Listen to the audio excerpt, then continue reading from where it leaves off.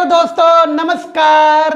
मैं मनीष कुमार लखेरा एक बार फिर से सभी छात्रों का लखेरा टेक्निकल चैनल पर हार्दिक अभिनंदन करता हूं। आज दोस्तों जो आपके सामने मैं नया पॉइंट लेकर आया हूं, उस पॉइंट का नाम है दोस्तों डीसी जनरेटर के पार्ट्स।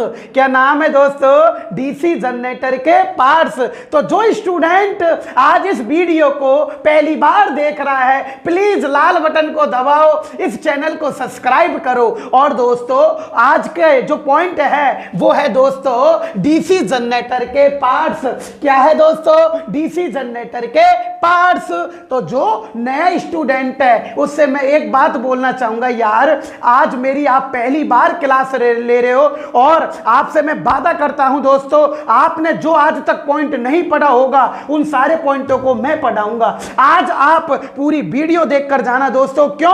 क्योंकि यह आपके फ्यूचर का सवाल है। किसका सवाल है दोस्तों? फ्यूचर का सवाल है। क्योंकि दोस्तों कंपटीशन करने के लिए, कंपटीशन की पढ़ाई करने के लिए, उसमें सक्सेस होने के लिए सबसे पहले बेसिक का कंसेप्ट होना जरूरी है। क्या दोस्तों? बेसिक का कंसेप्ट होना जरूरी है। अगर आपका बेस क्लियर उस पॉइंट से रिलेटिव, तो आप आराम से क्वेश्चन को हल कर सकते हैं। समझ गए ना दोस्तों? तो वादा करो मेरे से, आज आप पूरी वीडियो देखकर ही जाएंगे। अगर पसंद आए तो अपने दोस्तों से बोलोगे, अपने दोस्तों को इस चैनल को सब्सक्राइब करवाओगे, इस वीडियो को आप शेयर करोगे। ठीक है ना दोस्तों? प्रॉमिस करते हैं ना दोस्तों? अब सुनो, मैं आज डीसी जनरेटर के रेगुलर 3 दिन से इन पॉइंटों को पढ़ाने में लग रहा हूं। रेगुलर मैं 3 क्लास इस यूट्यूब चैनल पर मैं अपलोड कर चुका हूं। आपके जो पॉइंट रह गए हैं ना, जो आप आज पहली बार वीडियो को देख रहे हो और जो पॉइंट आपने नहीं पढ़े हैं, आप मेरी पिछली वीडियो को यूट्यूब चैनल पर ही आप देख लीजिएगा। आप नोट्स बनाओ, आपकी मैं रेगुलर क्लास लूंगा और क्लासों को देखो तो सही जो मैंने पढ़ा दी। अगर मजा नहीं आए दोस्तों तो बोलना। समझ गए ना दोस्तों? तो आज अपन जो चालू करने जा रहे हैं वो पार्ट्सों का नेक्स्ट पॉइंट चालू करने जा रहा हूं। तो मैंने दोस्तों आपको 3 दिन पहले रेगुलर 3 दिन तक एक मैंने जो पॉइंट्स पढ़ाए हैं, पार्ट्स पढ़ाए हैं, उसमें मैंने आपको पढ़ाई थी बॉडी पढ़ा दी ना है, चुंबक के ध्रुव पढ़ा दिए, पोल्सू पढ़ा दी, फील्ड बाइंडिंग पढ़ा दी दोस्तों। फिर आपको मैंने आर्मेचर पढ़ा दिया, फिर मैंने कल आपको आर्मेचर वाइंडिंग कंप्लीट करा दी, फिर मैंने आपको कम्यूटेटर करा दिया। क्या करा दिया दोस्तों? कम्यूटेटर। तो कल हम कम्यूटेटर पे थे, कम्यूटेटर मैंने आपको करा दिया है। तो आज का जो नया पॉइंट है दोस्तों, उस पॉइंट का नाम है कार्बन बोरोस। क्या नाम है दोस्तों? Carbon borrows. आपसे एक बार और बोल रहा हूं दोस्तों, आप इस वीडियो को कंप्लीट पूरी देखकर ही जाना। समझ गए ना दोस्तों? तो देखिएगा जो आज का नया पॉइंट है ना दोस्तों, उसको बोला जाता है कार्बन बुरुस, यानी कि बुरुस। क्या दोस्तों? बुरुस। तो देखिएगा दोस्तों, अगली बात आती है, जो नया पार्ट्स आता है ना, ये आता है बुरुस का। किसका आता है दोस्तों? बुरुस का। तो देखो यह जो बुरुस होती है ना, ये बुरुस स्प्रिंग के दाब द्वारा, स्प्रिंग के दाब द्वारा कम्यूटेटर के साथ लगी होती है दोस्तों। ये कम्यूटेटर है दोस्तों। ये क्या है? कम्यूटेटर है। ये कम्यूटेटर है और ये कार्बन बोरोस है। तो कार्बन बोरोस, ये कम्यूटेटर मानो, ये कार्बन बोरोस। तो कार्बन बोरोस हमेशा कम्यूटेटर के साथ स्पर्श करती है और स्प्रिंग के दाब द्वारा लगी होती है। अब ये क्या काम करती है दोस्तों? एसी सप्लाई, आर्मेचर की एसी सप्लाई कम्यूटेटर पर आई। कम्यूटेटर क्या काम करता है? इस एसी सप्लाई को डीसी सप्लाई में बदल देता है। इस एसी सप्लाई को दोस्तों किस में बदल देगा? डीसी सप्लाई में बदल देता है। और यह डीसी सप्लाई कार्बन बुरुस में जाती है। किस में जाती है दोस्तों? कार्बन बुरुस में। तो कार्बन बुरुस का काम क्या होता है? देखो, कार्बन बुरुस का काम होता है कम्यूटेटर से डीसी सप्लाई को एकत्रित करना। कम्यूटेटर से डीसी सप्लाई को क्या करना दोस्तों? एकत्रित करना। अब याद रखना मेरे दोस्तों, यह क्वेश्चन दिल्ली मेट्रो 18 के पेपर में आ चुका है। क्वेश्चन यह था कि बताओ डीसी जनरेटर के कौन से भाग में डीसी सप्लाई एकत्रित होती है? तो कौन से भाग में एकत्रित हुई है दोस्तों? कार्बन बुरुस में। समझ में आ गया ना? एक बार और देखो दोस्तों, ये बुरुस होती है ना, क्या होती है दोस्तों? बुरुस। तो देखो यह है स्प्रिंग के दाब द्वारा, स्प्रिंग के दाब द्वारा स्प्रिंग के दाब द्वारा कम्यूटेटर के साथ, स्प्रिंग के दाब द्वारा कम्यूटेटर के साथ लगी होती है,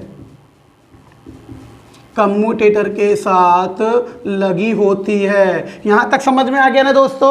आप देखो कि ब्रुश होती है ना, क्या होती है दोस्तों, जो ब्रुश होती है यह ब्रुश, येरी ब्रुश, ये स्प्रिंग के दाब द्वारा कम्यूटेटर के साथ लगी होती है। अब ये क्या काम करेगी दोस्तों, जो कम्यूटेटर में जो डीसी सप्लाई आती है ना, जो कम्यूटेटर एसी को डीसी बदलता है, यह डीसी सप्लाई कार्बन ब्रुश में एकत्रित हो जाती है। तो ये क्या काम करती है, तो देखो दोस्तों इसका कार्य देखते हैं।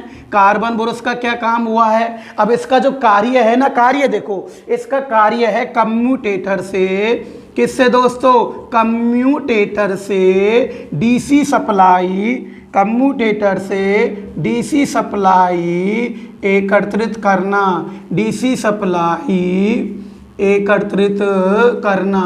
कम्यूटेटर से क्या एकत्रित करेगी दोस्तों, ये डीसी सप्लाई एकत्रित करना। यहां तक समझ में आ गया, बोलो क्लियर हो गया ना। तो जो ब्रुश होती है यह कम्यूटेटर पर स्प्रिंग के दाब द्वारा लगाई जाती है, कम्यूटेटर पर स्प्रिंग के दाब द्वारा लगाई जाती है, जो कि दोस्तों कम्यूटेटर के अंदर जो डीसी सप्लाई होती है ना, वो डीसी सप्लाई को एकत्रित करती है। याद हो गया ना दोस्तों, कम्यूटेटर से डीसी सप्लाई को एकत्रित करती है। कौन एकत्रित करती है दोस्तों, ब्रुश करती है। कौन करती है दोस्तों, ब्रुश करती है। अब आगे पढ़ते हैं। अब देखो नोट नंबर फर्स्ट क्या होता है, सामान्यतः, क्या दोस्तों, सामान्यतः, याद रखना, सामान्यतः ब्रुश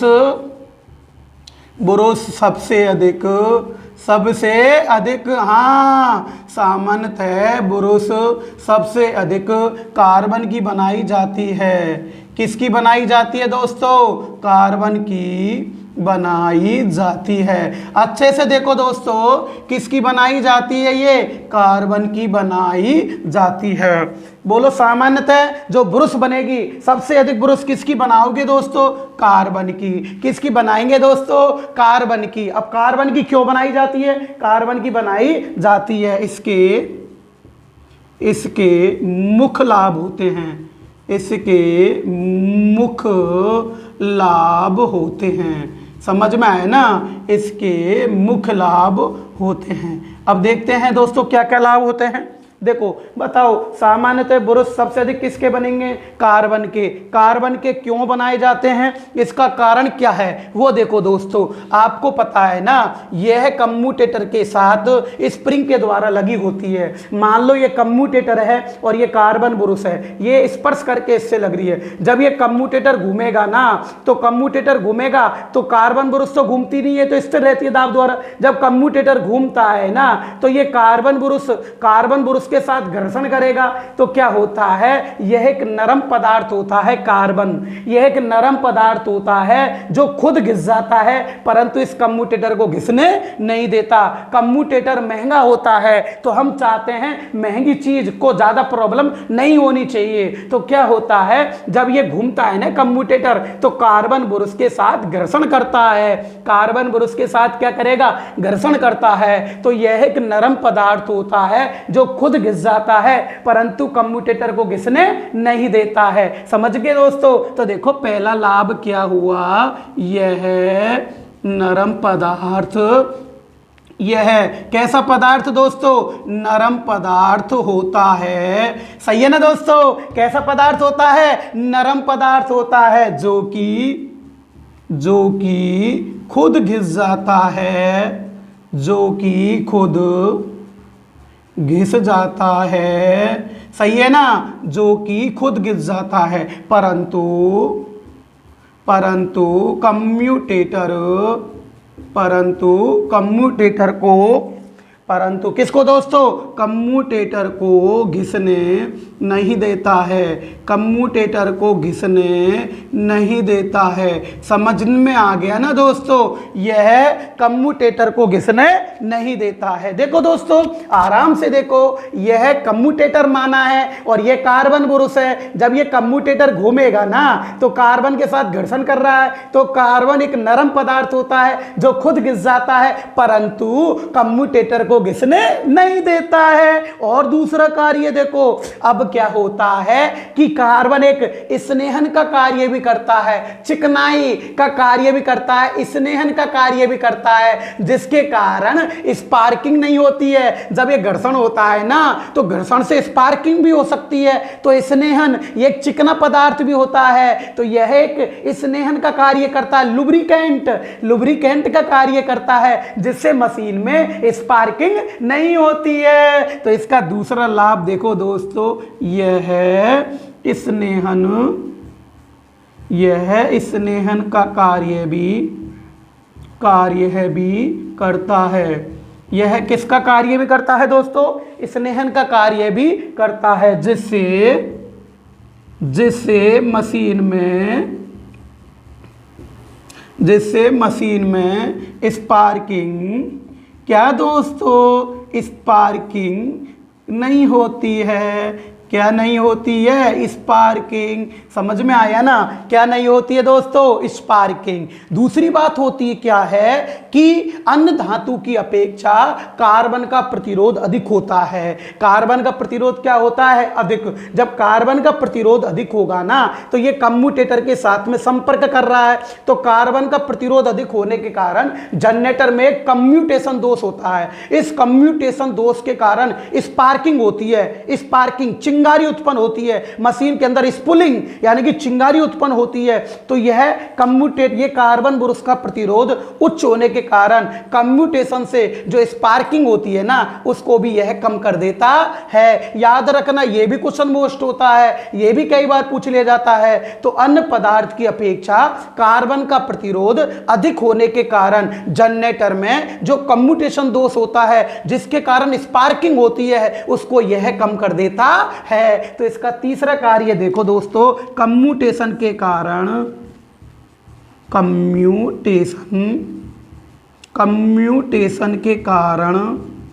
उत्पन्न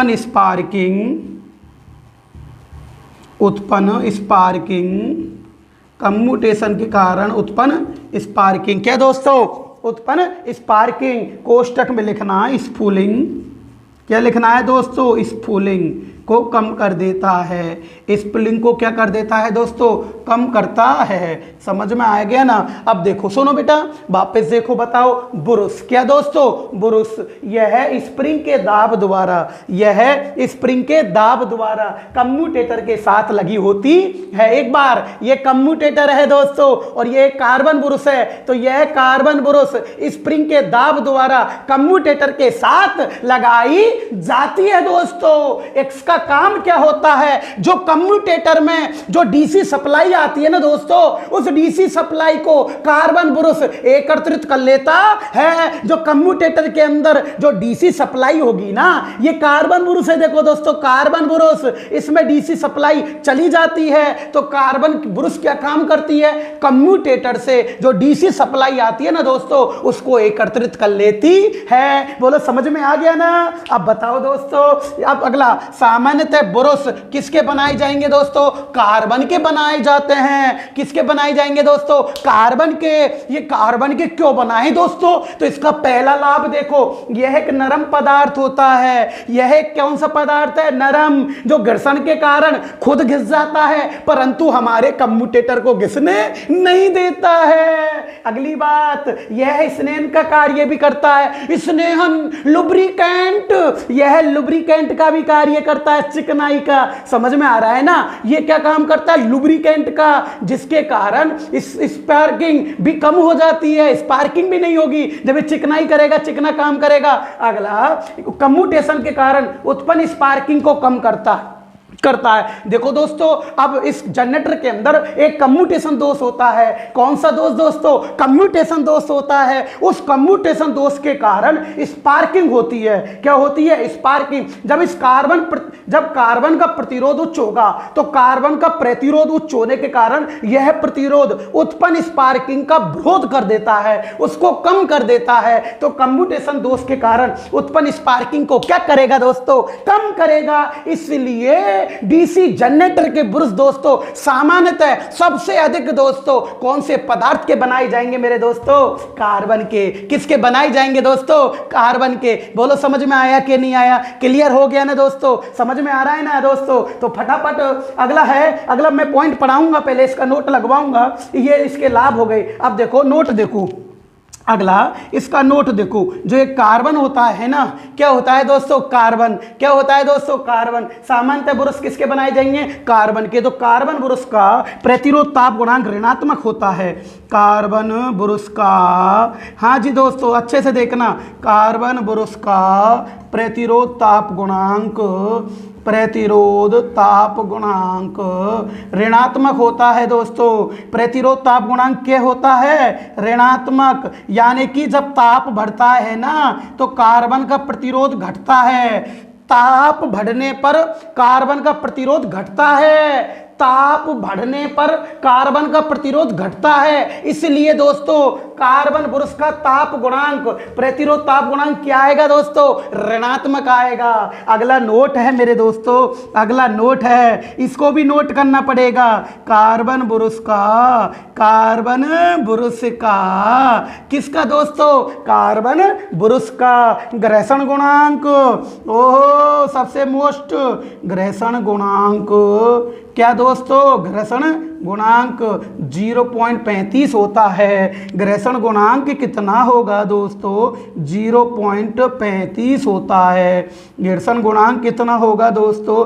0.35 होता है। समझ में आ गया ना दोस्तों? क्लियर हो रहा है ना? एक एक चीज समझ में आ रही है ना? अब देखो दोस्तों, अब बताओ, मैं वापस बोल रहा हूं, कार्बन ब्रुश का प्रतिरोध ताप गुणांक क्या होगा? ऋणात्मक। ऋणात्मक क्यों होता है? क्योंकि कार्बन का ताप बढ़ने पर प्रतिरोध का मान घट जाता है दोस्तों। समझ में आ रहा है ना? मजा आ रहा है ना? अगली बात दोस्तों, कार्बन ब्रुश का घर्षण गुणांक कितना होता है दोस्तों? 0.35। अब याद रखना, ये क्वेश्चन दिल्ली मेट्रो 18 के पेपर में आया। कार्बन ब्रुश का ताप गुणांक क्या होता है? ऋणात्मक। ये क्वेश्चन भी दिल्ली मेट्रो 18 के पेपर के अंदर है कि कार्बन ब्रुश का घर्षण गुणांक कितना होता है। तो बोलो कितना होगा दोस्तों? 0.35। अभी दोस्तों कार्बन ब्रुश कंप्लीट नहीं हुई है, अभी ब्रुश कंप्लीट नहीं हुई है, आगे भी पढ़ाऊंगा, लेकिन इस पॉइंट का फटाफट आप लोग स्क्रीनशॉट लो दोस्तों, फटाफट लो स्क्रीनशॉट, जितना जल्दी हो सके दोस्तों स्क्रीनशॉट लो आप लोग। हाँ जी दोस्तों, ले लिया ना? हाँ स्क्रीनशॉट हो गया ना? अब देखो, शाबाश, ले लिया। अब देखना, अब आता है, नोट करना है आपको, याद रखना। ये भी सामान्यतः बताओ, सामान्यतः डीसी जनरेटर के ब्रुश किसके बनेंगे? कार्बन के दोस्तों। किसके? कार्बन के। कार्बन का ताप गुणांक ऋणात्मक होता है मेरे दोस्तों। क्या होता है? ऋणात्मक। इसका घर्षण गुणांक 0.35 होता है। घर्षण गुणांक कितना होगा? 0.35 होता है। अब लगाएंगे अपन लोग note number third, note number third लगाएंगे दोस्तों। अब ये थर्ड क्या कह रहा है देखना। थर्ड ये कहता है कि छोटी मशीन, अगर स्पेशल लिखा जाए छोटी डीसी मशीन, ऐसे लिखा जाए छोटी डीसी मशीन के ब्रुश, छोटी डीसी मशीन के ब्रुश, याद रखना दोस्तों, छोटी डीसी मशीन के ब्रुश कार्बन के बनाए जाते हैं। किसके बनाए जाते हैं? कार्बन के। अगर स्पेशली पूछ ले, छोटी डीसी मशीन के ब्रुश किसके बनाए जाएंगे दोस्तों? कार्बन के। याद रखना, छोटी डीसी मशीन के ब्रुश किसके बनाए जाएंगे? कार्बन के। लेकिन दोस्तों आपसे अगर पूछ ले स्पेशली बड़ी डीसी मशीन के ब्रुश किसके बनाए जाएंगे, तो बड़ी डीसी मशीन होती है ना दोस्तों, इसके ब्रुश तांबे के बनाए जाते हैं। किसके बनाए जाते हैं दोस्तों? तांबे के। तो note number third, note number fourth क्या कह रहा है कि बड़ी, कौन सी दोस्तों? बड़ी डीसी मशीन। बड़ी डीसी मशीन, हाँ समझ में आ रहा है ना? बड़ी डीसी मशीन के ब्रुश दोस्तों अच्छे से देखना, बड़ी डीसी मशीन के ब्रुश सामान्यतः सामान्यतः तांबे के बनाए जाते हैं। किसके बनाएंगे दोस्तों? तांबा के बनाए जाते हैं। मजा आ रहा है ना दोस्तों? तांबे के बनाए जाते हैं। मैं एक बार और कहूंगा दोस्तों, जो स्टूडेंट आज मेरी इस वीडियो को पहली बार देख रहा है, आपसे बार बार बोल रहा हूं दोस्तों मैं, आप इस वीडियो को पूरी देखकर ही जाना। कुछ नया नहीं मिले तो कहना आपको कितनी सी कार्बन ब्रुश कराई होगी, और आज मैं कार्बन ब्रुश कराता हूं, देखना दोस्तों। और जो पॉइंट इसके मैंने पिछले करा दिए, आप मेरी पिछली वीडियो में जरूर देखना और पता पड़ेगा मैं किस क्वालिटी से पढ़ाता हूं दोस्तों। मैं गारंटी ले रहा हूं आपके एक एक question same to same paper में मिलेंगे दोस्तों। तो बताओ, बड़ी डीसी मशीन के ब्रुश किसके बनाए जाएंगे? तांबे के बनाए जाते हैं। किसके बनाए जाएंगे? तांबे के। अगला नोट है दोस्तों, अगला नोट है, याद रखना, वेल्डिंग जनरेटर। ये भी मोस्ट है, वेल्डिंग जनरेटर। यस दोस्तों, वेल्डिंग जनरेटर के ब्रुश। अब देखना, आप अभी तो आया हूं मैं वेल्डिंग जनरेटर के ब्रुश। अब काफी लोग वेल्डिंग जनरेटर के ब्रुश मेटल ग्रेफाइट, क्या दोस्तों? मेटल ग्रेफाइट के बनाए जाते हैं। किसके दोस्तों? मेटल ग्रेफाइट के बनाए जाते हैं। किसकी बनाओगे? मेटल ग्रेफाइट के। याद रखना दोस्तों, वेल्डिंग जनरेटर के ब्रुश, जो वेल्डिंग के लिए जो जनरेटर ब्रुश, जो जनरेटर प्रयोग करते हैं ना, इसके ब्रुश किसके बनेंगे? मेटल ग्रेफाइट के दोस्तों। किसके बनेंगे दोस्तों? मेटल ग्रेफाइट के बनेंगे।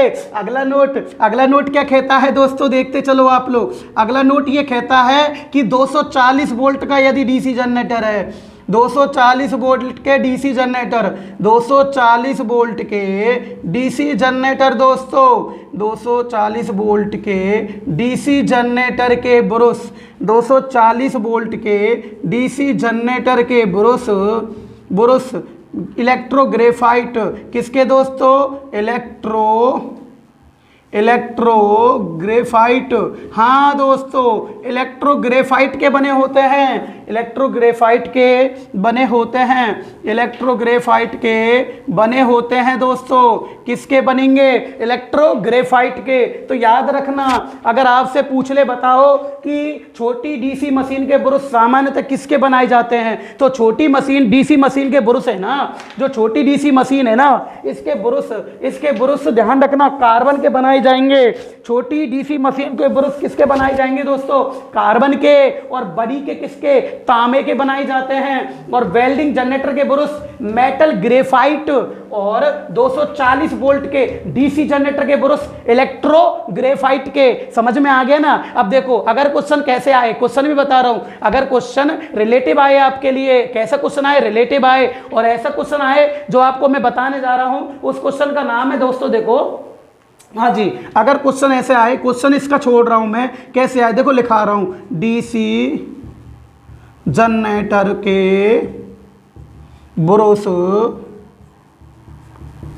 किसके बने होते हैं? अगर ऐसे आए दोस्तों, डीसी जनरेटर के ब्रुश किसके बने होते हैं, मजा आएगा। अब देखना किसके बने होते हैं, ऐसे बोल रहा है, डीसी जनरेटर के ब्रुश किसके बने होते हैं, यही क्वेश्चन चल रहा है। आपसे बोलेगा ऑप्शन नंबर ए तांबा, क्या दोस्तों? तांबा। Option number B carbon, option number B दोस्तों कार्बन, ऑप्शन नंबर सी दोस्तों, ऑप्शन नंबर सी चांदी, ऑप्शन नंबर सी दोस्तों चांदी, ऑप्शन नंबर डी दोस्तों माइका, ऑप्शन नंबर डी दोस्तों माइका।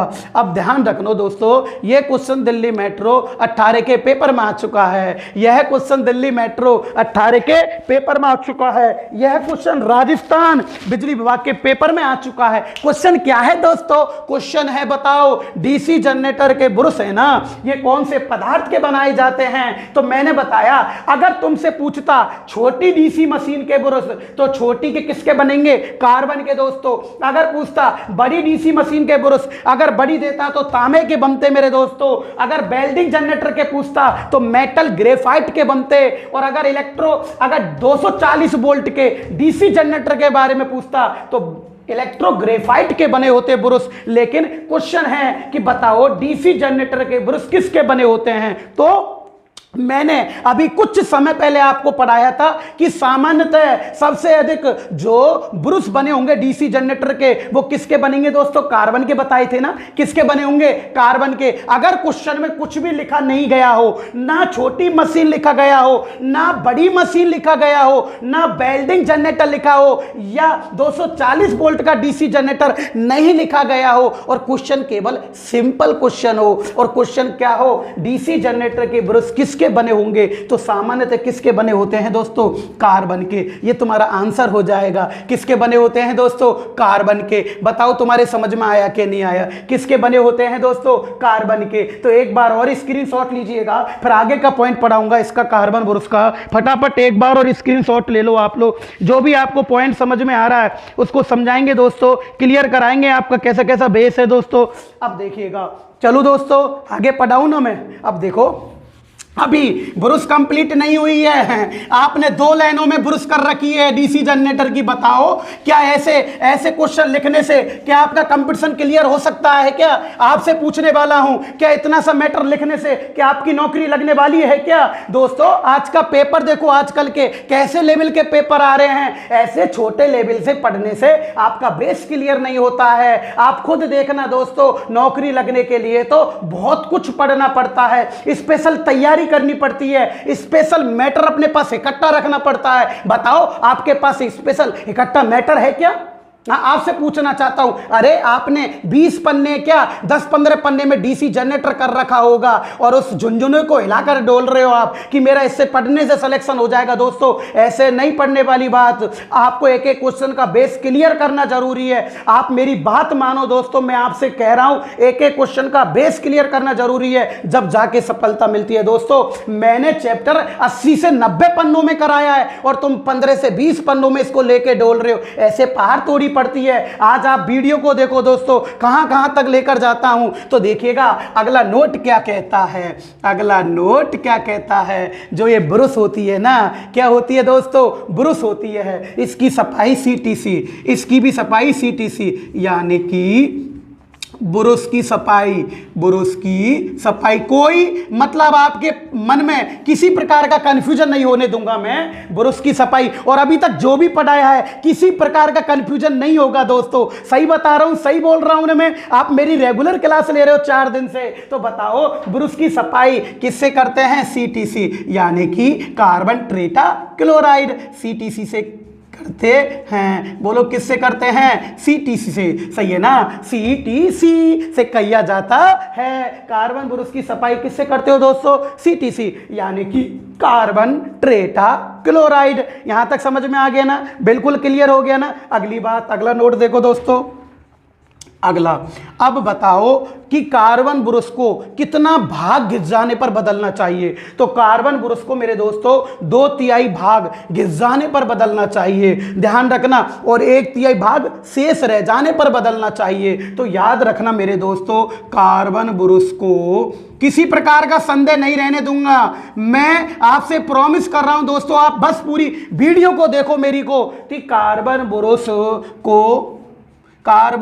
का 1/2 भाग, 2/3 भाग, कार्बन ब्रुश का 2/3 भाग। अब बताओ दोस्तों, कई बार तो इतना भाग पूछ लेता है, कई बार परसेंटेज में आ गया तो क्या करोगे आप लोग? वहां भी तो कंफ्यूजन होगा ना। तो देखो 2/3, क्या बेटा? 2/3। अगर इसको परसेंटेज में किया जाए, जब परसेंटेज में करते हैं दोस्तों तो किससे गुणा करते हैं दोस्तों? 100 से। बोलो यहां तक समझ में आ गया? अगर परसेंटेज में ली जाती है संख्या तो किससे गुणा किया जाता है दोस्तों? 100 से गुणा करते हैं ना। जब आप लोग 100 से गुणा करोगे तो 100 में जब 3 का भाग दिया जाता है तो 33.33 आता है ना दोस्तों। कितना आएगा दोस्तों? 33.33। जब 33.33 को अगर 2 से गुणा करोगे तो आंसर आएगा दोस्तों 66.66% दोस्तों। समझ में आ रहा है ना? यानी कि 2/3 भाग या 66.66, यानी कि कार्बन ब्रुश का 2/3 भाग या 66.66% घिस जाने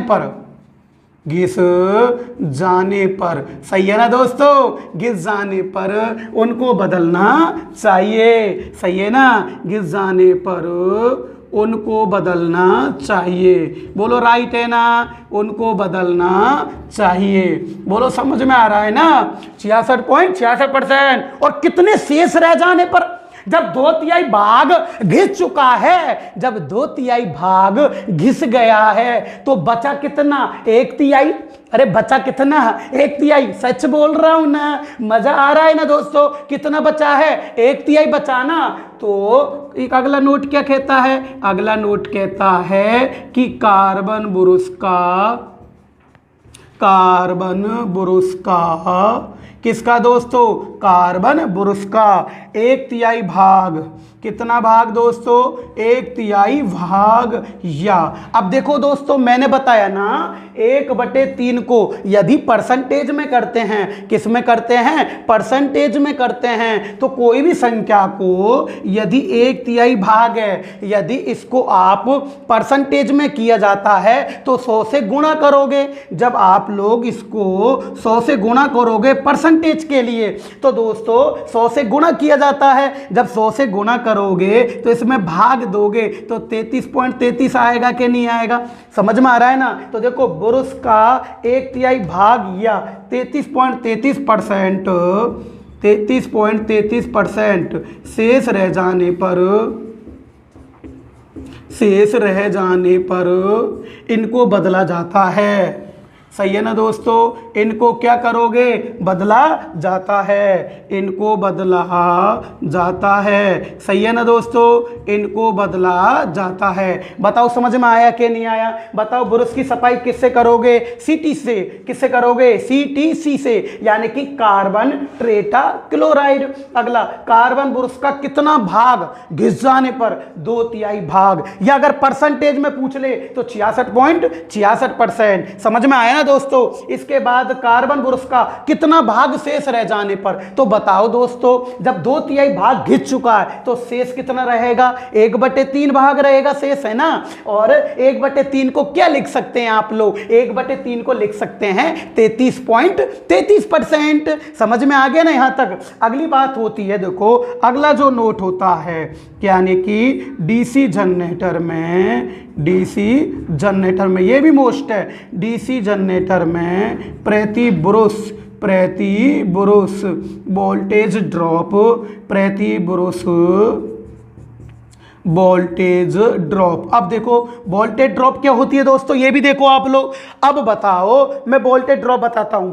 अब बताओ, देखो वोल्टेज ड्रॉप यानी कि वोल्ट का पास। ये वोल्टेज ड्रॉप क्या चीज है, सुनो। वोल्टेज ड्रॉप वह चीज होती है जो कि ऊष्मा के रूप में जो वोल्टेज नष्ट हो जाती है उसे वोल्टेज ड्रॉप कहा जाता है। जैसे कि दोस्तों मेरे यहां पर जयपुर से सप्लाई आ रही है, जयपुर से सप्लाई दौसा के लिए आ रही है। जब जयपुर से दौसा के लिए सप्लाई आ रही है मेरे दोस्तों, तो माना दोस्तों जयपुर से चली 400 वोल्ट माना है, और क्या दौसा के अंदर यहां पर 400 वोल्ट आ सकती है क्या, नहीं आएगी। क्यों, क्योंकि कुछ वोल्टेज को ये तार खाएगा कि नहीं खाएगा ऊष्मा के रूप में। तो मानो दौसा के अंदर 380 वोल्ट आई है, कितनी आई, 380। तो बताओ कितनी वोल्टेज को खा गया, ये 20 वोल्टेज को खा गया ना। ये क्वेश्चन दिल्ली मेट्रो 18 के पेपर में आ चुका है। दिल्ली मेट्रो किसके पेपर में आया, 18 के पेपर में, कि बताओ वह वोल्टेज कौन सी है जो कि ऊष्मा के रूप में व्यर्थ में नष्ट हो जाती है, उसे बोलते हैं दोस्तों वोल्टेज ड्रॉप। क्या बोलते हैं दोस्तों,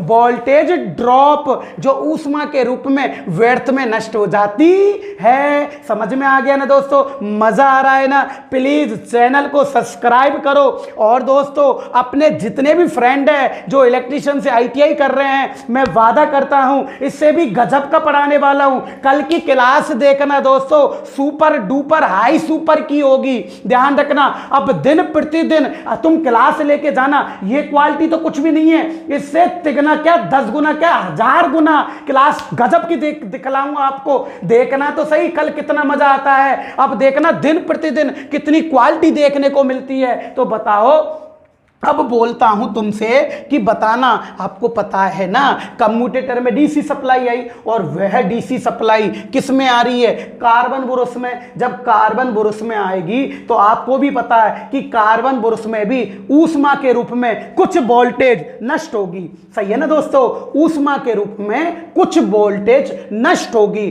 जो ऊष्मा के रूप में कुछ वोल्टेज को ये कार्बन बुरुस खाएगा उसे बोलते हैं दोस्तों वोल्टेज ड्रॉप।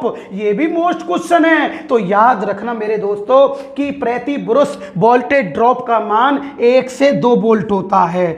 1 से कितने वोल्ट होता है, लगभग 2 वोल्ट होता है। बोलो समझ में आया कि नहीं आया दोस्तों, कितने वोल्ट होता है दोस्तों, 1 से 2 वोल्ट। अगला मोस्ट नोट ध्यान रखना, यह क्वेश्चन भी यूपी बिजली बोर्ड टेक्नीशियन 2 के पेपर में आ गया। और वो टेक्नीशियन 2 के पेपर में जो क्वेश्चन आया है ना वो क्या है दोस्तों, देखो अब मैं बताता हूं आपको, यहां से बताऊंगा, यहां समझ में आएगा आपके। चित्र देखो अच्छे से, देखो ये तो कार्बन बुरुस है दोस्तों, हाँ हटा दी मैंने, और ये कम्यूटेटर है। तो कम्यूटेटर और कार्बन बुरुस के जो वायु गैप का ये प्रतिरोध होता है ना मध्य का, तो कार्बन बुरुस और कम्यूटेटर, तो ये कम्यूटेटर है और ये कार्बन बुरुस है, इसके बीच का जो ये प्रतिरोध होगा ना, इनके मध्य का प्रतिरोध, इसे बोलते हैं बुरुस संपर्क प्रतिरोध।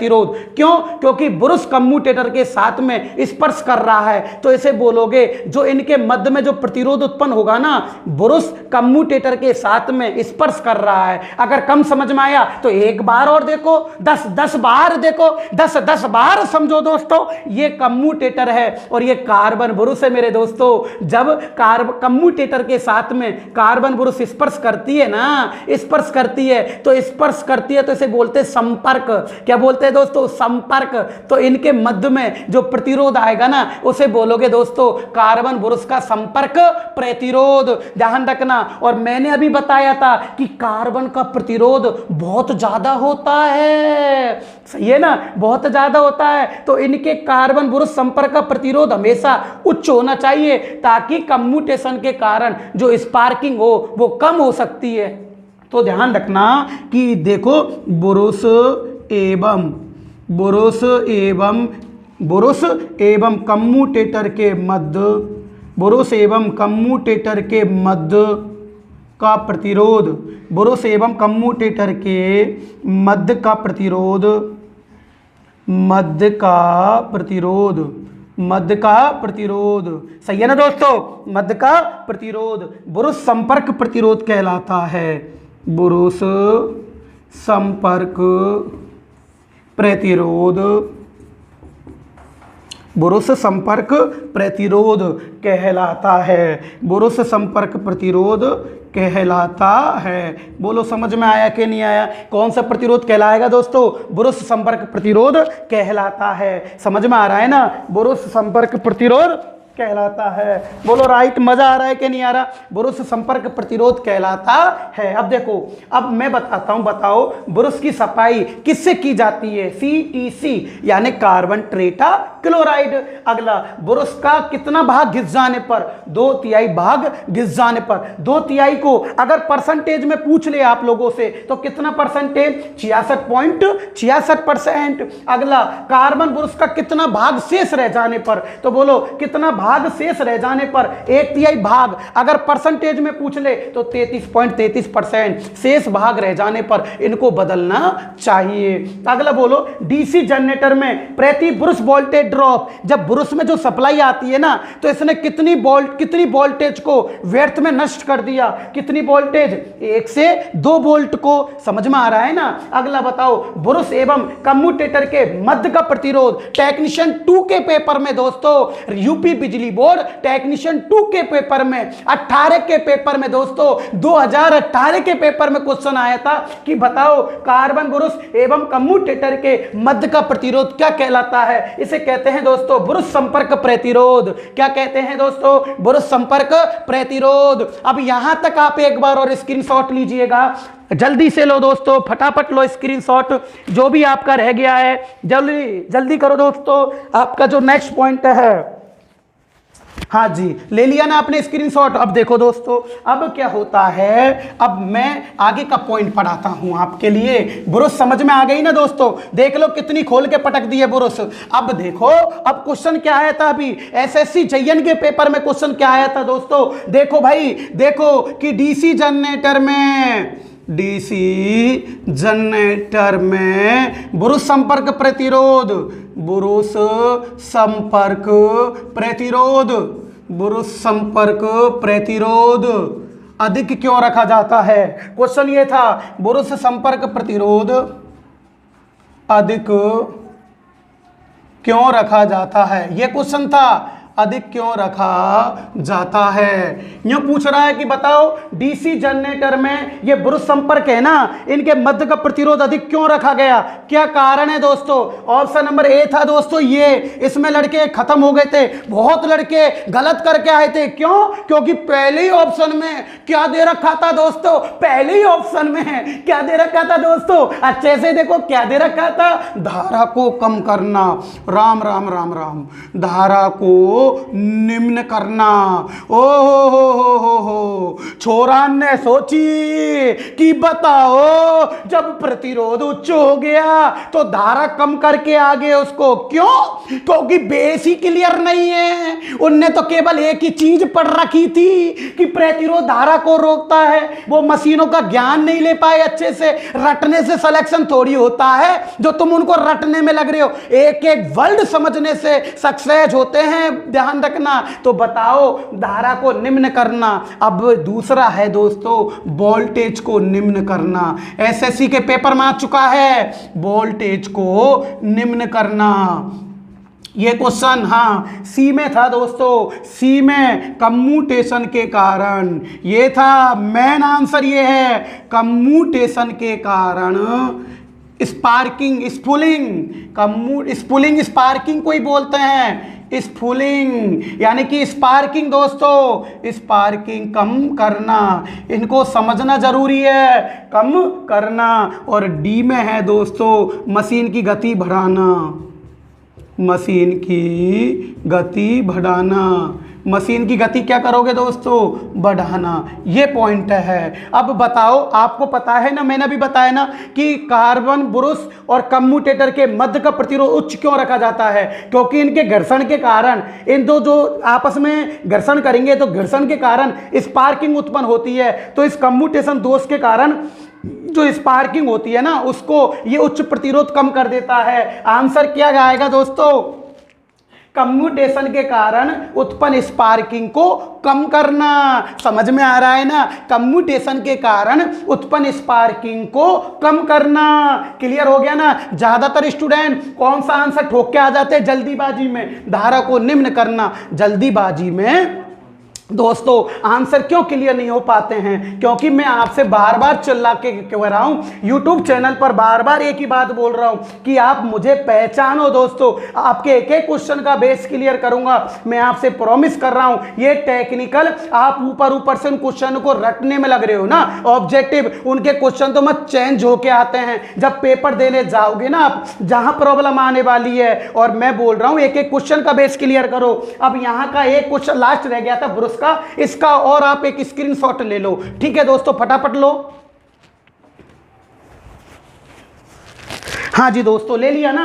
अब देखो अगला जो पॉइंट आता है अपना, अब ये कार्बन ब्रुश, बताओ इतना बड़ा कार्बन ब्रुश आपने कहीं किया है क्या, बताओ। अगर सच सच बोल दो दोस्तों, आप बोलो तो सही, आपने कहीं जीवन में इतने कार्बन ब्रुश के क्वेश्चन एक जगह देखे हैं क्या। अरे दोस्तों, इतना मैटर पाने के लिए जाने कितनी बुकों का आपको अध्ययन करना पड़ेगा, जब भी एक जगह मैटर मिलने वाला नहीं है। समझ में आ गया। और इतने बुकों को पढ़ने के लिए जाने आपके कितने दिन बर्बाद होंगे, जब तक भर्ती आएगी और चली भी जाती है। समझ में आ गया ना। और मैं क्या कह रहा हूं, बस मेरे साथ चलते चलो, आपको एक एक पॉइंट क्लियर कराऊंगा। तो देखो दोस्तों, अपन ने पॉइंट कौन सा किया था, कार्बन ब्रुश का। समझ में आ गया ना। अब देखो दोस्तों, कार्बन ब्रुश होती है ना, कार्बन ब्रुश, एक क्वेश्चन और रह गया, याद नहीं आया था, एक क्वेश्चन और रह गया, इसको करा देते हैं। अब कार्बन ब्रुश का कार्बन बुरुस का।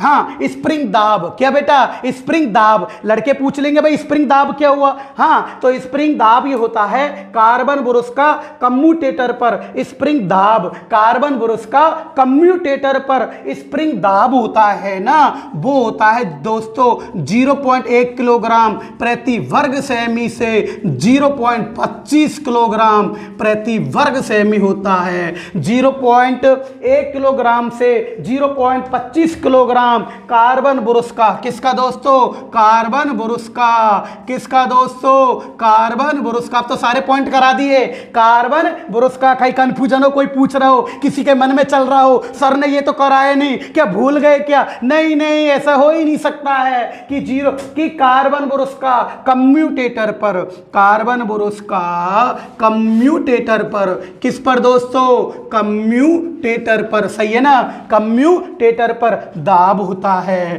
क्या होता है दोस्तों, दाब होता है। रुक जाओ अभी, क्या होता है दोस्तों, दाब। लेकिन याद रखना मेरे दोस्तों, याद रखो 0.1 किलोग्राम से 0.25 किलोग्राम। अब दिल्ली मेट्रो के अंदर ये आए नहीं, ऑप्शन ही नहीं था, ऑप्शन ही नहीं था मेरे दोस्तों। अगर इसको आप लोग देखो ग्राम में चेंज करोगे, ग्राम में, तो देखो किलो का मतलब 1000 होता है। किलो का मतलब क्या होता है दोस्तों, 1000। जब इसको आप लोग 1000 से गुणा करोगे ना, आप लोग 1000 से, तो देखो पॉइंट से एक जीरो नीचे बढ़ जाएगी, सही है ना। तो देखो 1 0 से 1 0 कितना बचा दोस्तों, 100। तो ध्यान रखना 100 किलोग्राम प्रति वर्ग सेमी से, सही है ना दोस्तों। कह तो ये आएगा, कह ये 100 किलोग्राम प्रति वर्ग सेमी से, सही है ना दोस्तों। 100 सॉरी ग्राम में है ना, सॉरी ये ग्राम में, 100 ग्राम प्रति वर्ग सेमी से, 100 ग्राम प्रति वर्ग सेमी से। अब देखो दोस्तों, इसको भी आप बदलो एक ग्राम में, 0.25 को 1000 से गुणा करो दोस्तों। अब बताओ पॉइंट के बाद कितनी संख्या है, 2, तो नीचे 2 संख्या लिख दो, 1 2 0 बढ़ाओ, 2 0 बढ़ गई। एक पॉइंट के बाद कितनी संख्या है, 2, तो नीचे 2 0 बढ़ेगी। समझ में आ रहा है ना। अगर एक संख्या होती तो 1 0 बढ़ जाती। अब देखो 2 0 से 2 0 कितनी आई, 250। 10 को 25 से गुणा करोगे तो कितना आएगा दोस्तों, 250। तो ये होता है 250 ग्राम प्रति वर्ग सेमी। समझ में आ गया ना। ये क्वेश्चन दिल्ली मेट्रो 18 के पेपर में आ चुका ऑप्शन, ये नहीं आया था, तभी तो बोलते बेस को क्लियर करो। तो इस कार्बन बुरुस का कम्यूटेटर पर जो दाब होता है ना, वो 0.1 किलोग्राम से 0.25 किलोग्राम, यानी कि 100 ग्राम से 250 ग्राम प्रति वर्ग सेमी होता है। बोलो अब तो कार्बन बुरुस कंप्लीट हो गई ना। अब देखो अगला नोट, अगला पॉइंट होता है, वो पॉइंट क्या है मेरे दोस्तों, बताओ। कार्बन बुरुस की जो सप्लाई है वो ये तार के द्वारा लोड पर आ रही है। हैं, इस तार को बोलते हैं बुरुस लीड। क्या बोलते हैं दोस्तों, बुरुस लीड मेरे दोस्तों। यह मुख्य रूप से तांबे की बनाई जाती है और इसे पिगटेल भी कहा जाता है, जो कि लोड को सप्लाई प्रदान करती है। जो कि किसको सप्लाई प्रदान करती है, लोड को सप्लाई प्रदान करती है। तो मेरे दोस्तों अगला जो पॉइंट आता है ना, इसको कहते हैं बुरुस लीड।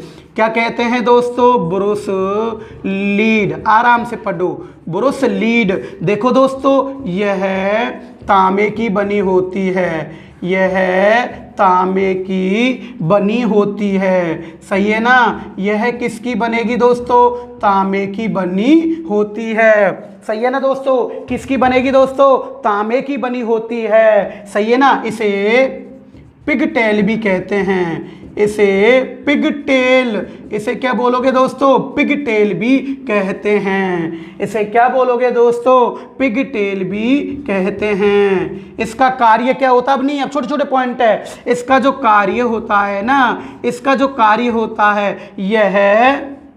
यह लोड प्रतिरोध, यह लोड प्रतिरोध पर सप्लाई प्रदान करती है। यह कहां पर प्रदान करती है, लोड प्रतिरोध। ये एरिया अपना लोड एरिया, इस पर लीड के द्वारा ही तो सप्लाई प्रदान हो रही है ना। तो यह लोड प्रतिरोध पर, यह लोड प्रतिरोध पर सप्लाई प्रदान करती है। यह लोड प्रतिरोध पर सप्लाई प्रदान करती है। समझ में आ गया ना दोस्तों। यह लोड प्रतिरोध पर क्या सप्लाई प्रदान करेगी ना। अब बताओ अगली बात आती है मेरे दोस्तों, शाफ्ट। क्या आती है दोस्तों? शाफ्ट। सुनते चलना। अब ये जो शाफ्ट है ना, अब छोटे छोटे पॉइंट हो रह गए बस। अब ये तो एक एक शब्द के हैं, सारे करा दूंगा इनको तो मैं। अब क्या बात आती है दोस्तों? शाफ्ट।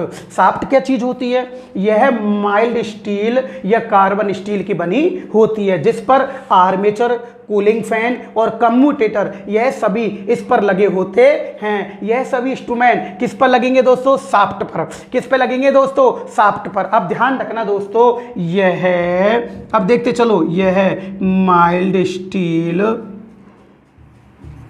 यह है माइल्ड स्टील।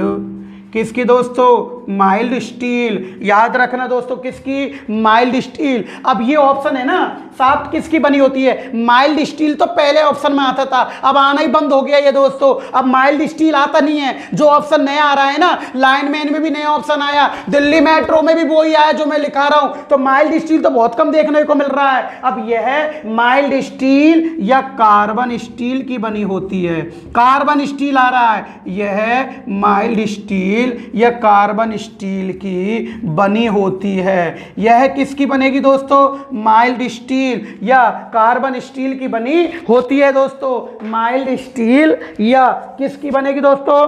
कार्बन स्टील की बनी होती है। समझ में आ रहा है ना? यह माइल्ड स्टील या कार्बन स्टील की बनाई जाती है। अब देखो कार्य, देखो इसका कार्य बताओ। शाफ्ट पर कौन बंधा होता है? आर्मेचर। आर्मेचर सही है। आर्मेचर के साथ भी एक चीज और घूमती है, कम्यूटेटर। कम्यूटेटर समझ में आ गया। एक लगा होता है कूलिंग फैन। कौन सा दोस्तों? Cooling fan. Yes, cooling fan को आधार प्रदान करती है, क्योंकि इसी पे सारे इंस्ट्रूमेंट लगे होते हैं। को आधार प्रदान करती है। को क्या प्रदान करती है दोस्तों?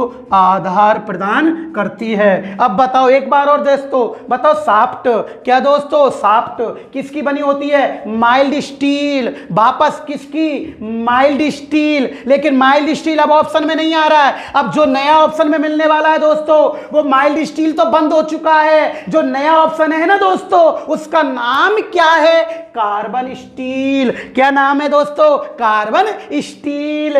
तो यह माइल्ड स्टील या कार्बन स्टील की बनी होती है दोस्तों।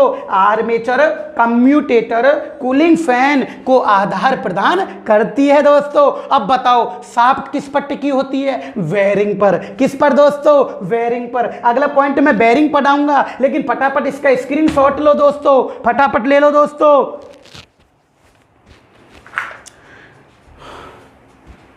हाँ दोस्तों, ले लिया ना। अब फटाफट इसको हटाते हैं। अब देखो, अब ज्यादा प्रॉब्लम नहीं आएगी आज। देखो, और जो लड़के, वापस बोल रहा हूं प्लीज, जो स्टूडेंट आज इस क्लास को पहली बार ले रहा है, आप जो मेरी क्लास हो चुकी है आधे पार्ट्सों की जो हो चुकी है, जो शुरू से मैंने डीसी जनरेटर चालू किया है, आप पिछली वीडियो को आप यूट्यूब पर देख लीजिएगा। समझ में आ रहा है ना? उनको देखो एक बार अच्छे से। अलग नहीं मिले तो बोलना। अगर आपको मजा आ गया है तो प्लीज आप डेली की डेली क्लास लो। मॉर्निंग में आपको 7 बजे से आपको क्लास ग्रुप में भेज दी जाएगी। आप रोजाना मॉर्निंग में उठते उठते क्लास को लो, नोट्स बनाओ और तैयारी चालू कर दो। एक एक पॉइंट के नोट्स बनवाऊंगा। किसी प्रकार की बुक पढ़ने की जरूरत नहीं है। अगर बेस क्लियर है तो यहीं पर सब कुछ मिलने वाला है। तो देखिएगा दोस्तों, अगला पॉइंट है दोस्तों बेयरिंग। क्या नाम है दोस्तों? बेयरिंग। क्या नाम है दोस्तों? बेयरिंग। इसे दिक्मान भी कहते हैं। क्या कहते हैं दोस्तों? दिक्मान। ये बेयरिंग होती है दोस्तों। अब याद रखना, बेयरिंग गन मेटल की बनी होती है। बेयरिंग यह गन मेटल की बनी होती है। किसकी बनेगी दोस्तों? गन मेटल की बनी होती है। बेयरिंग गन मेटल की बनी होती है। बेयरिंग किसकी बनी होती है दोस्तों? गन मेटल की। समझ में आ रहा है ना? बेयरिंग किसकी बनी होती है? गन मेटल की बनी होती है। अब बेयरिंग का क्या काम होया? बेयरिंग होती है ना, बेयरिंग, ये बेयरिंग इस पे शाफ्ट को आधार प्रदान करती है। बेयरिंग पर कौन टिकी होती है? शाफ्ट। तो कार्य क्या हुआ? इसका जो वर्क है, कार्य क्या हुआ?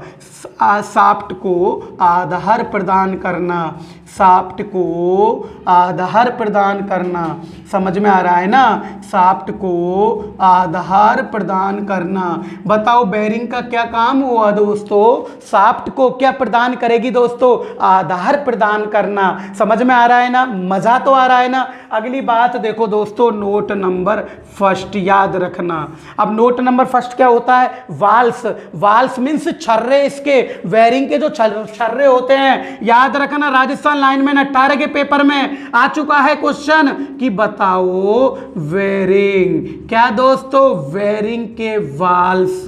बेरिंग के क्या है दोस्तों, वाल्स।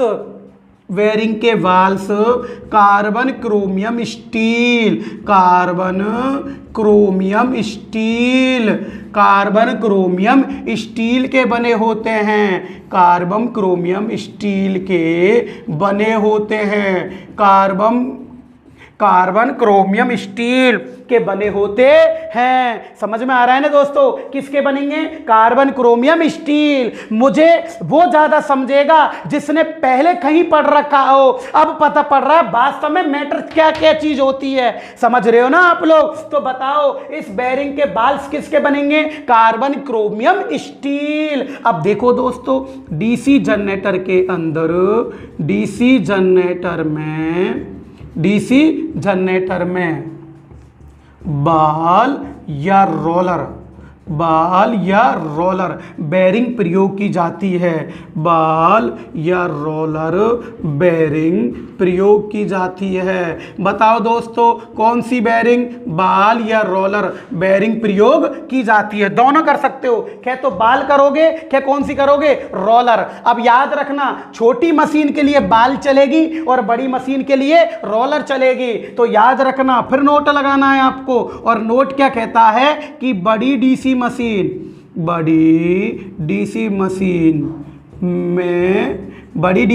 मशीन में रोलर बेरिंग प्रयोग लेते हैं। कौन सी दोस्तों, रोलर बेरिंग प्रयोग की जाती है। अगर ऐसे आ जाए बड़ी में कौन सी करोगे, तो रोलर बेरिंग प्रयोग की जाती है। समझ में आ गया ना दोस्तों। बताओ बड़ी डीसी मशीन में कौन सी करोगे आप, रोलर बेरिंग, और छोटी में कौन सी करोगे, बाल बेरिंग। तो देखो अगला नोट क्या कहता है, फिर तुम्हारा अगला नोट क्या कहता है कि बताओ छोटी डीसी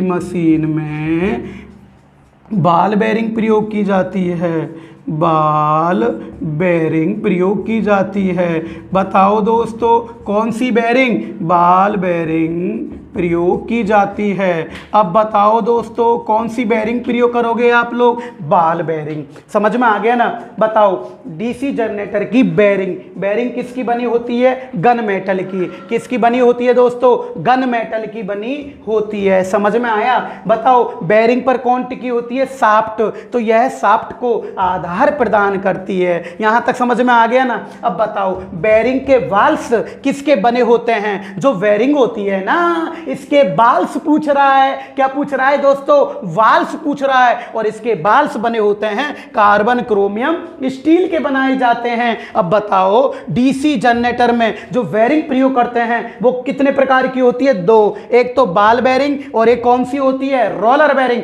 बताओ बड़ी मशीन में कौन सी लोगे, रोलर आकार में बड़ा होता है। अरे भूल मत जाना, रोलर कितना बड़ा होता है। तो रोलर यानी कि बड़ी चीज। तो बताओ बड़ी डीसी मशीन में कौन सी बेरिंग प्रयोग करोगे, रोलर बेरिंग। और फिर छोटी में तो एज ए सिंपल, छोटी मशीन में कौन सी दोस्तों, बाल बेरिंग। अगर क्वेश्चन आ जाए तो याद रखना, जो सामान्यतः जो सबसे ज्यादा प्रयोग की जाती है वो बाल बेरिंग प्रयोग करते हैं। कौन सी करते हैं दोस्तों, बाल बेरिंग। अगर छोटी आ जाए तो बाल ठोक के आना है, बड़ी आ जाए तो रोलर ठोक के आना। लेकिन अगर दोनों ही ऑप्शन में आ गए और क्वेश्चन कैसे सेट हुआ उस प्रकार का आ गया तो तुम कंफ्यूज होंगे ना। उसको मैं यही बता रहा हूं। अगर आपसे क्वेश्चन आ जाए ऐसा कि बताओ डीसी मशीन में, राजस्थान लाइनमैन 18 के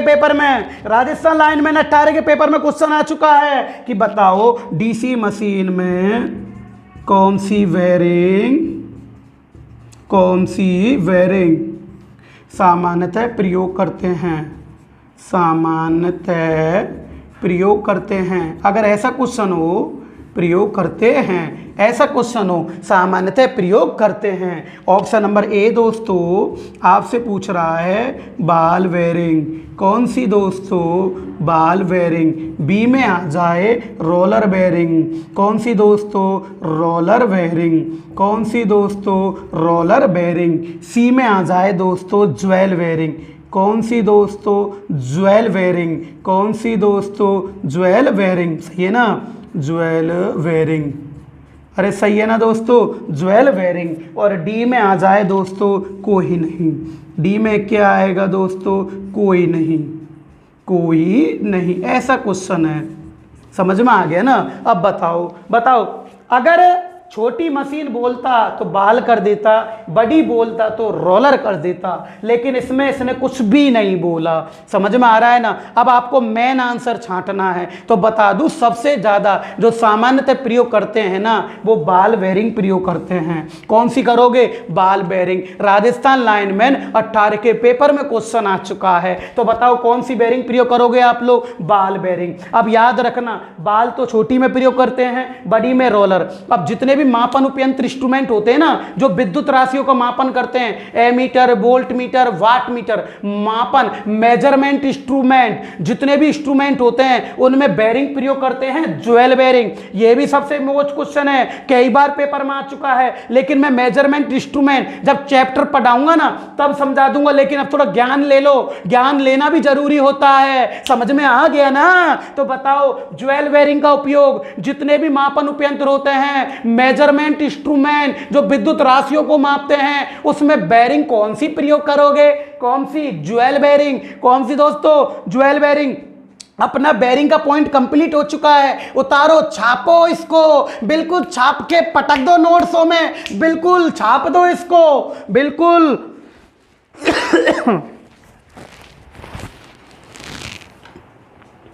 हाँ जी दोस्तों, ले लिया स्क्रीनशॉट। इसके बाद में अब जो पॉइंट होता है नेक्स्ट, बस लास्ट चल रहे हैं, आज आपके पूरे पार्ट्स करा दूंगा मैं, ठीक है ना। समझ में आ रहा है ना। बेयरिंग के बाद में अगला होता है दोस्तों कूलिंग फैन। कौन सा होता है दोस्तों, कूलिंग फैन। याद रखना कूलिंग फैन, ये कूलिंग फैन है जो कि यह कास्ट आयरन का बना होता है और मशीन की शाफ्ट पर लगाया जाता है।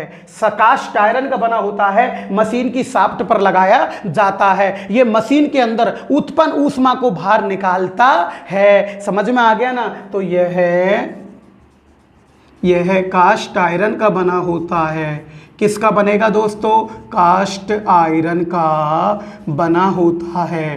फटाफट, कास्ट आयरन का बना होता है। समझ में आ रहा है ना। किसका बनेगा दोस्तों, कास्ट आयरन का बना होता है, जो कि आर्मेचर पर लगा होता है, जो कि आर्मेचर के साथ, जो कि आर्मेचर के साथ, जो कि आर्मेचर के साथ शाफ्ट पर लगा होता है। कहाँ लगेगा ये, शाफ्ट पर लगा होता है, शाफ्ट पर लगा होता है। सही है ना दोस्तों। कहाँ लगेगा ये, शाफ्ट पर लगा होता है। इसका कार्य कूलिंग का ही तो होता है ना। इसका कार्य क्या होता है, मशीन के अंदर उत्पन्न ऊष्मा को, मशीन के अंदर उत्पन्न ऊष्मा को, मशीन के अंदर उत्पन्न ऊष्मा को बाहर निकालना, बाहर निकालना। सही है ना दोस्तों। कहाँ निकालेगा ये, बाहर। अब याद रखना कूलिंग, बड़ी मशीनों में कूलिंग के लिए याद रखना हाइड्रोजन गैस का प्रयोग किया जाता है। बहुत बार क्वेश्चन आ चुका है। वहाँ ऑप्शन में अगर कूलिंग फैन है ना, कूलिंग फैन नहीं करके आना। क्या करोगे आप लोग, क्या करोगे, हाइड्रोजन गैस। उसका क्वेश्चन बना रहा हूँ, ध्यान रखना दोस्तों। बड़ी मशीनों में, कोई सी मशीन हो ना, बड़ी मशीन में कूलिंग के लिए, किसके लिए दोस्तों, कूलिंग के लिए किसका प्रयोग किया जाता है, कूलिंग के लिए किसका प्रयोग किया जाता है, यही है ना, प्रयोग किया जाता है। लड़के यहाँ कंफ्यूज हो जाते हैं, बड़ी मशीन में कूलिंग के लिए किसका प्रयोग किया जाएगा। मैं बोल रहा हूँ ना, यहाँ आपका एक एक पॉइंट यहीं क्लियर करूँगा। आपसे मैं प्रॉमिस कर रहा हूँ दोस्तों। कूलिंग फैन बहुत लड़के करके आ जाते हैं इसको, कूलिंग फैन बहुत लड़के करते हैं। कंफ्यूजन क्वेश्चन बी, ऑयल यानी कि तेल, है ना। सी में आएगा हाइड्रोजन गैस, सी में क्या आएगा दोस्तों, हाइड्रोजन गैस, सही है ना दोस्तों, क्या आएगा, हाइड्रोजन गैस। और डी में आएगा दोस्तों पानी यानी कि जल। हाँ जी दोस्तों, अब याद रखना ऐसा क्वेश्चन है, बड़ी मशीन में कूलिंग के लिए किसका प्रयोग करोगे, तो किसका करोगे दोस्तों, हाइड्रोजन गैस का प्रयोग किया जाता है। समझ में आ गया ना दोस्तों। इसके बाद जो नया पॉइंट, जो अगला पॉइंट होता है दोस्तों, कूलिंग फैन के बाद में आपका होता है, याद रखना तुम्हारा जो होता है ना, उसको बोलते हैं आई बोल्ट। क्या बोलते हैं दोस्तों, आई बोल्ट। अब याद रखना ये आई बोल्ट क्या चीज़ है बताता हूँ। ये आई बोल्ट क्या चीज़ है, ये आई बोल्ट मशीन के बॉडी का ऊपरी भाग होता है। मशीन की बॉडी के कौन सा भाग होता है दोस्तों, ऊपरी भाग होता है। आई बोल्ट होता है ना, क्या होता है दोस्तों, आई बोल्ट होता है। ये आई बोल्ट क्या है, ये मशीन है, ये मशीन है, ये मशीन, इसके ऊपर का ये जो बोल्ट होता है ना, इसे आई बोल्ट कहते हैं। यह मशीन को, इसकी सहायता से हम इसमें कुंदे में मशीन को फंसाकर एक स्थान से दूसरे स्थान पर आसानी से रख सकते हैं। आई बोल्ट कास्ट आयरन का बना होता है, जिसकी सहायता से मशीन को उठाकर एक स्थान से दूसरे स्थान पर रखा जाता है। सही है ना दोस्तों। तो देखिएगा आई बोल्ट यह है कास्ट आयरन का बना होता है। यह किसका बनेगा दोस्तों, कास्ट आयरन का बना होता है। यह कास्ट आयरन का बना होता है ना, सही है ना। इसकी सहायता से,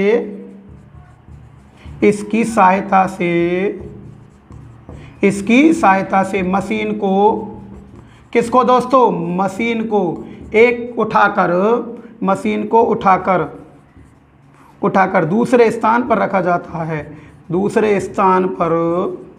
सही है ना दोस्तों। कहाँ पर रखोगे दोस्तों आप, दूसरे स्थान पर रखा जाता है। सही है ना दोस्तों, दूसरे स्थान पर रखा जाता है। यहाँ तक समझ में आ गया ना आपके, दूसरे स्थान पर रखा जाता है। सही है दोस्तों। इसके बाद में देखो दोस्तों, इसके बाद में आपको देखो नीचे का ये भाग, ये वाला, ये इसको बोलते हैं बेड प्लेट यानी आधार प्लेट। इस पर पूरी मशीन, बोलो टिकी है कि नहीं टिकी, पूरी मशीन इस आधार प्लेट पर टिक रही है ना। यह आधार प्लेट भी कास्ट आयरन की बनी होती है, इसे बेड प्लेट भी कहते हैं। क्या कहते हैं दोस्तों, बेड प्लेट। तो अगला जो पॉइंट आता है, अगला जो पॉइंट है इसका, अगला पॉइंट है दोस्तों बेड प्लेट। कौन सी प्लेट दोस्तों, बेड प्लेट।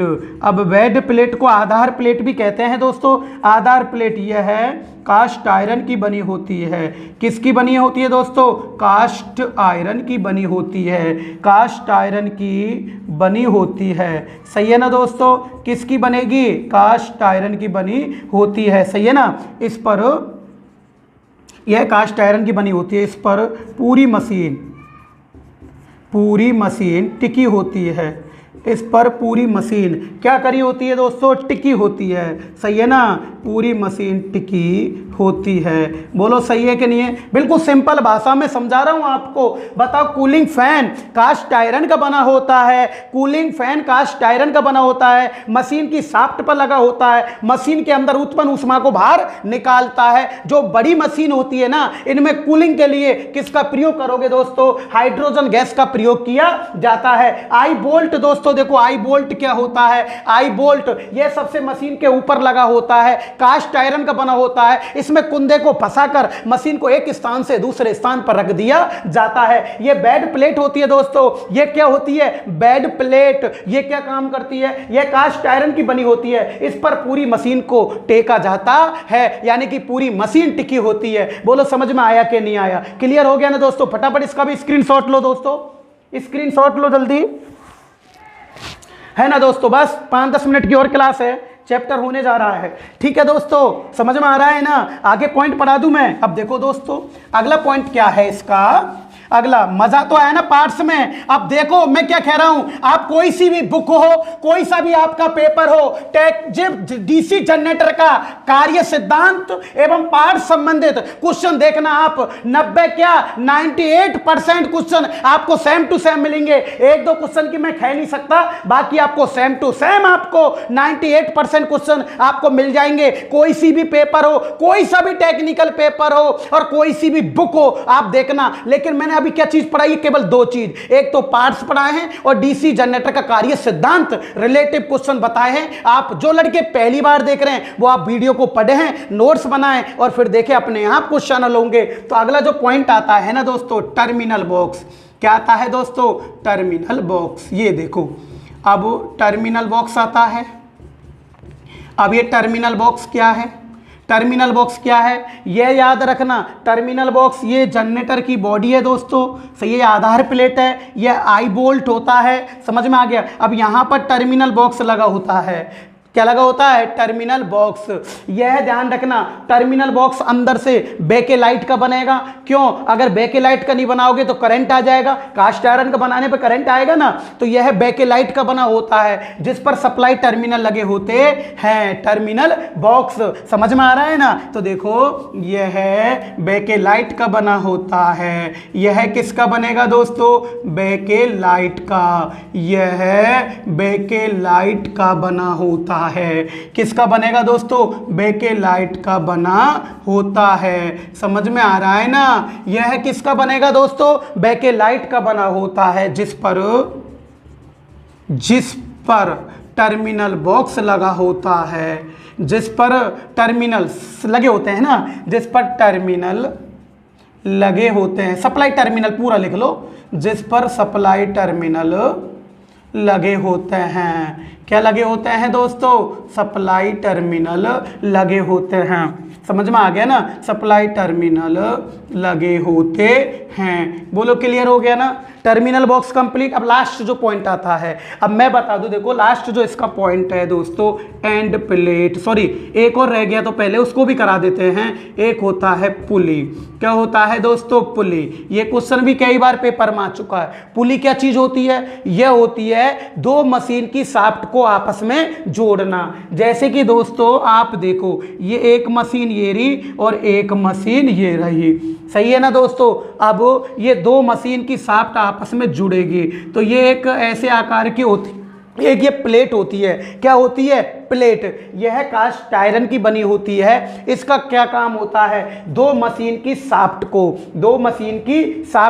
आपस में कपल्ड करना। यह कास्ट आयरन की बनी होती है, जो कि दो मशीन की शाफ्ट को आपस में कपल्ड करती है। तो यह कास्ट आयरन की बनी होती है। यह कास्ट आयरन की बनी होती है। किसकी बनेगी दोस्तों? कास्ट आयरन की बनी होती है। समझ में आ गया ना दोस्तों? किसकी बनेगी दोस्तों? कास्ट आयरन की बनी होती है, जो कि क्या? जो कि दो मशीन, कितनी मशीन दोस्तों? दो मशीन की शाफ्ट को, दो मशीन की शाफ्ट को आपस में कैसे दोस्तों? आपस में कपल्ड करती है।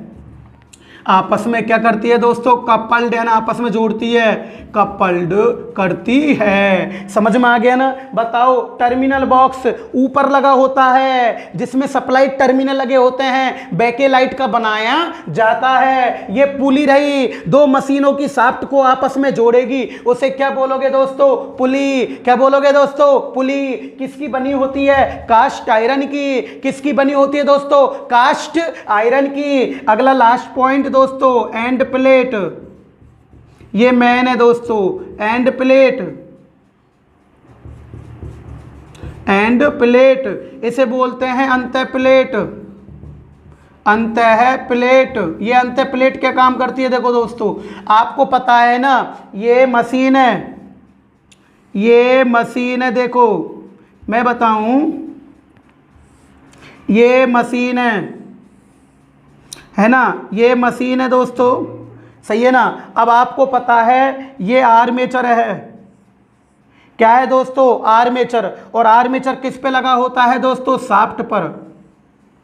किस पे लगा होता है दोस्तों? शाफ्ट पर। ये मशीन की बॉडी है, ये आर्मेचर है, ये शाफ्ट है। अब तुम्हें पता है शाफ्ट होती है ना, ये यहां से बाहर निकलेगी और ये भी निकलेगी।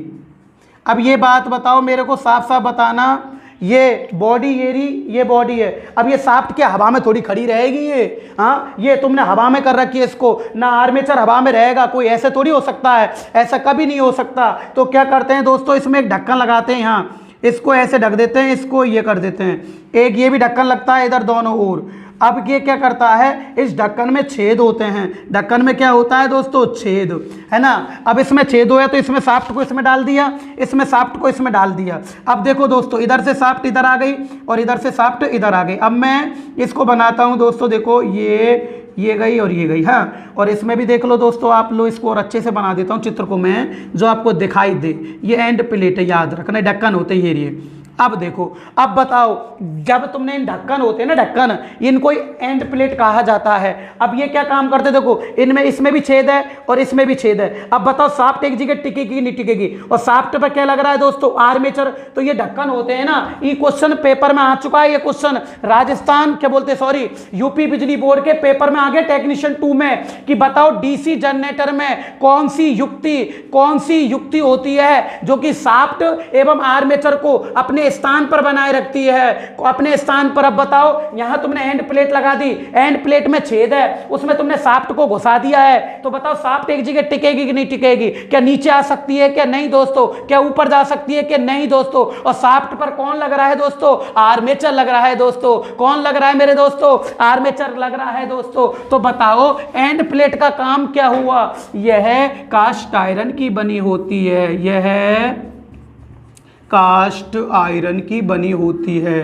किसकी बनी होती है दोस्तों? कास्ट आयरन की बनी होती है, यह कास्ट आयरन की बनी होती है। सही है ना। इसका कार्य क्या हो गया? मेन रूप से कार्य है इसका, जो मेन काम है वो है आर्मेचर एवं शाफ्ट को अपने स्थान पर बनाए रखना, अपने स्थान पर बनाए रखना।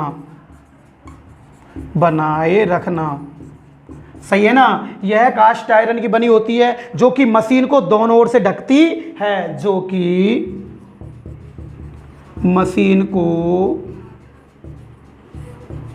को दोनों साइड से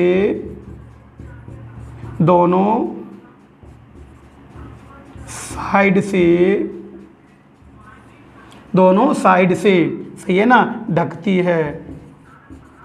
दोनों साइड से क्या करती है दोस्तों? ढक देती है उसको। कंप्लीट हो गए ना। तो बताओ, टर्मिनल बॉक्स बेकेलाइट का बना होता है, जिसमें टर्मिनल लगे होते हैं। पुली दो मशीनों की शाफ्ट को आपस में जोड़ती है, किसकी बनी होती है? कास्ट आयरन की बनी होती है दोस्तों। एंड प्लेट, यह कास्ट आयरन की बनी होती है, जिसकी सहायता से मशीन को पूर्ण रूप से ढका जाता है, और इसी में एक छेद होता है। उन छेदों के अंदर शाफ्ट आर्मेचर को अपने स्थान पर बनाए रखती है दोस्तों। समझ में आ रहा है ना। तो बताओ दोस्तों, आज की आपको क्लास में मजा आया कि नहीं आया? आज आपके पूरे कंप्लीट मैंने पार्ट्स करा दिए हैं। तो दोस्तों, मैंने 4 दिन की क्लास में आपको जो पढ़ाया है वो है, पहला डीसी जनरेटर का कार्य सिद्धांत रिलेटिव मैंने सारे क्वेश्चन करा दिए। फिर मैंने पढ़ाए हैं आपको 4 दिन बाद, 4 दिन तक रेगुलर डीसी जनरेटर के पार्ट्स। आज डीसी जनरेटर के पार्ट्स कंप्लीट हो चुके हैं। और दोस्तों, आपसे प्रॉमिस करता हूं, आप कैसी भी बुक हो, कैसे भी टेक्निकल का पेपर हो, मेरे कार्य सिद्धांत संबंधित और पार्ट्स संबंधित जो भी क्वेश्चन हो, आप चेक करके देखना। मेरे को बाद में समझना, पहले जाते ही पहले आप चेक करो कि क्वेश्चन फंस रहे हैं या नहीं फंस रहे, क्वेश्चन किस लेवल के लिखा रहा है, ये समझ में आया ना दोस्तों। तो दोस्तों, दूसरी बात मैं कहना चाहता हूं कि ये टेक्निकल है दोस्तों। टेक्निकल में क्वेश्चन जो आप रटने के कर रहे हो ना याद, मैं तुमसे बार बार एक ही बात बोल रहा हूं, क्वेश्चन रटने से याद नहीं होते हैं। आप भूल जाओगे, 10 याद करोगे, 20 याद करोगे। टेक्निकल में जो तुम याद कर रहे हो ना, वो 4 ऑप्शन चेंज ही हो जाते हैं, वहां मिलने वाला नहीं है। फिर यहां बोलोगे पेपर हाई लेवल का आया है। ये बेस पहले कंसेप्ट क्लियर होना चाहिए। और कल की क्लास देखना आप, कल कैसा हंगामा मचाता हूं पूरे टेक्निकल सिस्टम के अंदर, कितना भयंकर हंगामा मचाता हूं। और लेवल से देखना, दिन प्रतिदिन मेरी जो क्लास बढ़ती जाएगी उसमें भयानक रूप लेके तुम्हारे सामने आऊंगा। ठीक है दोस्तों, आप जो स्टूडेंट इस वीडियो को पहली बार देख रहा है, प्लीज सब्सक्राइब करें यदि आपको वीडियो अच्छी लगी हो, और आप इस वीडियो को अपने दोस्तों से बोलें, दोस्तों को शेयर करें, टेक्निकल ग्रुप में शेयर करें। मेरा आप सपोर्ट करो दोस्तों। आपके लिए मैं बहुत कुछ लेकर आने वाला हूं। मैं आपके साथ साथ चलूंगा दोस्तों, बहुत मेहनत कराऊंगा। चैनल को अधिक से अधिक सब्सक्राइब करें दोस्तों। और जो स्टूडेंट नया है, जो मैंने पिछला पॉइंट आपको पढ़ा दिया है, वो पिछली वीडियो में जाकर उनको पढ़ ले। 2-3 दिन की बात है, फिर आप मेरे साथ साथ आ जाओगे। ठीक है दोस्तों, okay bye, best of luck, फिर कल मिलते हैं।